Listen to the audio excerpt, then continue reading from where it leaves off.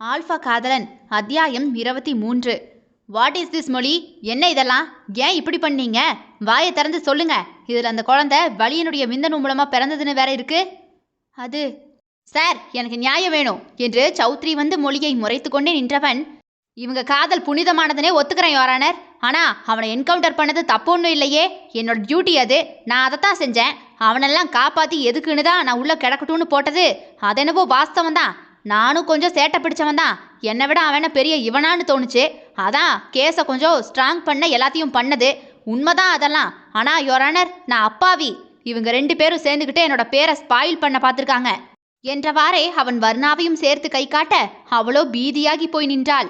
இந்த உண்மை எனக்கு தெரியலனா கடைசி வரைக்கும் இது என் குழந்தைதானோன்னு நான் யோசிச்சுக்கிட்டே இருந்திருக்க மாட்டேன்.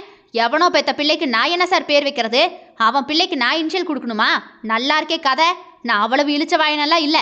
ஊர் முன்னாடி இவளுகளோட வண்டவாளத்தையெல்லாம் வெளியே தெரியணுங்கிறதுக்காகத்தான் இந்த கேஸையே நான் போட்டு விட்டது.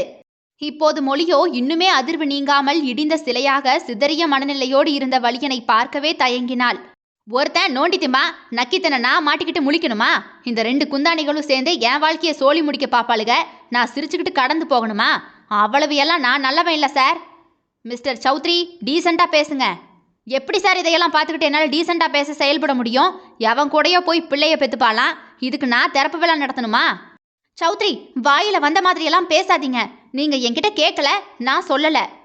சொல்லுங்க, என்னைக்காவது இது உங்க குழந்தைதான்னு நான் சொல்லியிருக்கனா என்று மொழி அவனை பார்த்து முறைக்க, வாமா மின்னலு, வா வா, இது உன் குழந்தை இல்லைன்னு சொல்ல வேண்டாம். எவன் குழந்தை எப்படி வந்துச்சுன்னு சொல்லாம என் வீட்டு பாயை போட்டு படுத்தா நான் குழம்பி திரியும் போது நீ அமைதியா போனதெல்லாம் தப்பா இல்லையா? நீங்க இப்படியெல்லாம் தப்பா நினைப்பீங்கன்னு எனக்கு என்ன தெரியும்? தெரிஞ்சிருக்கணும். இன்னொருத்தன் வீட்டில் வந்து உட்கார்ந்துருக்குமே, இப்போ பூசணிக்கா மாதிரி வயிற்ற தள்ளிக்கிட்டு இருக்குமே, இதுக்கு காரணம் யாருன்னு அவன் யோசிப்பானே. அதுக்கு தெளிவு வர வைக்கணும்னு என்கிட்ட வந்து சொல்லியிருக்கணும். நீங்க என்ன சொல்ற நிலைமையில வைக்கல. உங்க குத்தல் பேச்சு, நடவடிக்கை, செயல்பாடுகள் உங்ககிட்ட இதையெல்லாம் சொல்லணும்னு எனக்கு தோண வைக்கல. அதோட உண்மையை சொன்னா எங்க என் குழந்தைய ஏதாவது பண்ணிடுவீங்களோங்கிற பயம் வேற. அதனால கூட நான் அமைதியா இருந்தேன். பாத்தீங்களா யோரானர், செகண்ட் ஹீரோனாலே இழிச்ச வாயினே நெத்தியில எழுதி ஒட்டியிருக்கா என்ன? யார் வேணும்னாலும் வந்து 4 அடி அடிச்சுட்டு போகலாம்னு எங்களை பட்டா போட்டு எழுதி கொடுத்துருக்கா. அவ ஆதாயத்துக்காக இந்த 2 வருஷமா அங்க இருந்துட்டு என் மேல மொத்த பழியும் தூக்கி போட்டுட்டு நீங்க எல்லாரும் நல்லவங்க மாதிரி நடிக்கிறீங்க. அதைத்தான் என்னால பொறுத்துக்கவே முடியல. அப்ப நான் என்ன பண்ணுவேன்? நாக புடுங்குற மாதிரி கேட்கத்தான் செய்வேன். கண்டவன் கூட 30 நாள் இருந்துட்டு வந்து என் வீட்டில் எனக்கு மனைவியா வரப்போறவளா இருந்தா நான் கண்டபடி அசிங்கமா கேட்கத்தான் செய்வேன். நீ யோக்கியமானவளா இருந்தா எனக்கு உண்மையா இருந்திருக்கணும். இருந்தியா? உன் காதலனுடைய விந்த செல்ல எடுத்து புள்ளைய உண்டாக்கி அதை பெத்தெடுத்திருக்கியே. எப்படி உன்னை நான் எதுவுமே பேசாம இருக்கணுமா? சௌத்ரி, பார்த்து பேசுங்க என்று கருடன் மீண்டுமாக கண்டித்து குரல் கொடுக்க, சார், நெஞ்சு வெந்து போய் கிடக்கு சார்.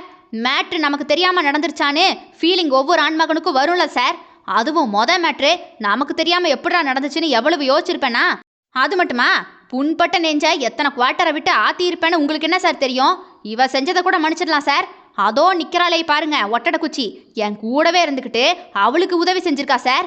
வெளியே வாடி மவளே, உன்னை 2ஆ உடைச்சு அடுப்பில் வச்சு எரிக்கல. என் பேரு சௌத்ரி இல்லடி என்று பல்லை கடித்தான்.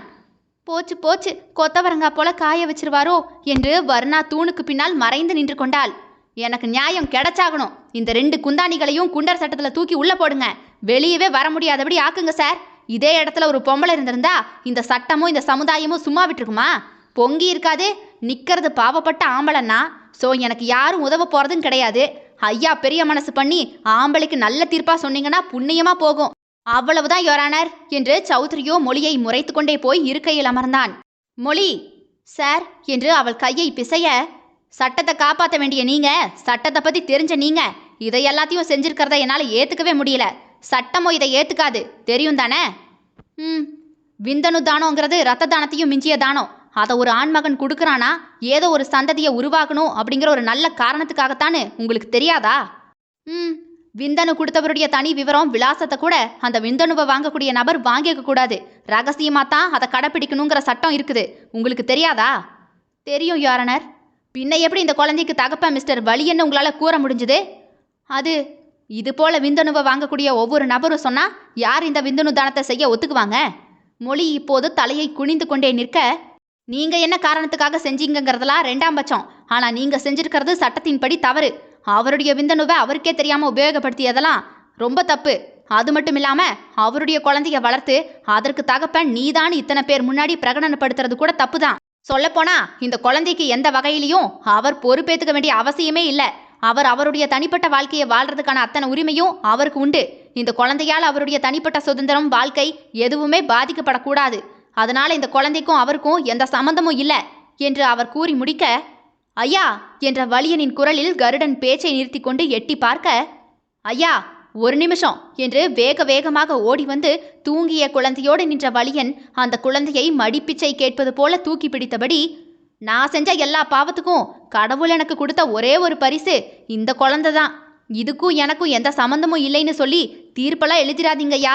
என் குட்டி தங்கம், இந்த குட்டி தங்கம் எனக்கு இல்லைனா நான் இந்த இடத்துலயே செத்து விழுந்துருவேங்கய்யா. அவங்க எதுக்காக வேணாலும் இதை செஞ்சுருக்கட்டுங்கய்யா. ஆனால் எனக்கு கிடைச்ச வெகுமதி என் குழந்தை. அன்னைக்கு மடிப்பெச்சியா காதலை கேட்டேன், காதல் கிடைக்கல. இன்னைக்கு மடிப்பெச்சியா இந்த குழந்தைய கேட்குறேன் சாமி. என் ரத்தத்தில் பிறந்தா மட்டும்தான் என் பிள்ளைன்னு இல்லை, என் விந்துவில் பிறந்த இந்த பிள்ளையும் கூட என் புள்ள தான். இந்த பிள்ளைக்கான தகப்ப அந்தஸ்தை எனக்கு கொடுங்க. உங்கள் காலை பிடிச்சி கேட்குறேன், என் பிள்ளைக்கு நான் தகப்பன் இல்லைன்னெல்லாம் சொல்லிடாதீங்க என்று கண்ணீர் வடிக்கும் ஆண்மகனை கருடன் இதுவரை கண்டதில்லையே, இனி காண்பானா என்பதும் தெரியாது. கருடன் மொழியை திரும்பி இப்போது பார்த்து, பாதிக்கப்பட்ட இவர்தான் இதுக்கு தீர்ப்பு சொல்லணும். நீங்களே சொல்லுங்க வலியன், என்ன செய்யணும்? அவங்க எதுக்காக இதை செஞ்சாங்கன்னு தெரியாதுங்கய்யா. ஆனால் இன்னைக்கு நான் வாழ்றது இந்த பிள்ளைக்காகத்தான். இதுக்கு தகப்பனா வாழ்றது என்னோட பாக்கியம். சட்டம் இதை ஆமோதிக்காது. ஆனால் நானும் ஒரு தகப்பன்கிற முறையில், உங்களுடைய கடந்த வாழ்க்கையை அறிஞ்சவங்கிற முறையில் இதை ஆமோதிக்கிறேன். நன்றிங்கய்யா என்று குழந்தையோடு தரையில் குனிந்து நன்றி சொல்ல, மொழி மற்றும் வர்ணா தங்கள் பதவியை தவறான முறையில் பயன்படுத்தி இதை செய்ததை ஏற்றுக்கொள்ள முடியாது. எனவே மொழி 6 மாத காலம் பார் கவுன்சிலில் இருந்து சஸ்பெண்ட் செய்யப்படுகிறார். அதே போலவே இதற்கு உடந்தையாக இருந்த வர்ணா, சார் அந்த ஒட்டடை குச்சிக்கு என் வீட்டில் பாத்திரம் கழுவுற வேலையை கொடுங்க, நான் தான் அவளால் ஹெவியாக பாதிக்கப்பட்டிருக்கேன் என்று சௌத்ரி குரல் எழுப்ப, 6 மாத காலம் சௌத்ரியின் வீட்டில் வேலை செய்து அவர் கொடுக்கும் சம்பளத்தை தான் வாங்கிக் கொள்ள வேண்டும் என்று இந்த நீதிமன்றம் தீர்ப்பு வழங்குகிறது. தி கோர்ட் இஸ் அர்ஜென்ட் என்று கருடன் எழும்பி போக, மொழி பிள்ளையை தூக்கி கொண்டு நடந்த வலியனின் முன்னால் போய் நின்றவள், நான் ஏன் இந்த குழந்தைய சுமந்தனா? கையை நீட்டி அவளை தடுத்த வலியனோ, வேண்டாம் மொழி, புரியுது. என் கால் போனது, என் வாழ்க்கை மாறினது எல்லாத்துக்கும் எனக்கு ஏதாவது செய்யணும்னு நீ நினச்சிருப்ப. அப்படி ஏதாவது நினச்சி நீ செஞ்சிருப்ப. இவ்வளவு பெரிய உபகாரத்தை யார் செய்வா சொல்லு? ரொம்ப நன்றி என்று கையெடுத்து கும்பிட, தலையை குனிந்து கொண்டே உண்மையை அவனிடம் கூற நினைத்து, நான் உங்களை காதலிச்சதால தான் உங்கள் குழந்தைய விரும்பி பெற்றேன். உங்கள் பணம், பதவி, சொத்து, கார், ஆடம்பரம் இதெல்லாத்தையும் பார்த்து காதலிக்கல, உங்கள் காதலுக்காகவே காதலிச்சேன் என்று கண்ணீரை துடைத்து கொண்டே மொழி அண்ணாந்து பார்க்க, வலியனோ எப்போதோ போய்விட்டான். பல வழிகளுக்கு பிறகு கொடுக்கப்படும் விளக்கங்கள் வீணே. காலம் கடந்து கொடுக்கப்படும் விளக்கங்கள் தேவையில்லாது போகும். தொடரும் அடுத்தடுத்த அத்தியாயங்களை தினமும் இரவு 7 மற்றும் 9 மணிக்கு கேட்க தவறாதீர்கள் மக்களே. ஆல்ஃபா காதலன் விடைபெறுகிறேன். நான் உங்கள் ஆர்ஜே தியா.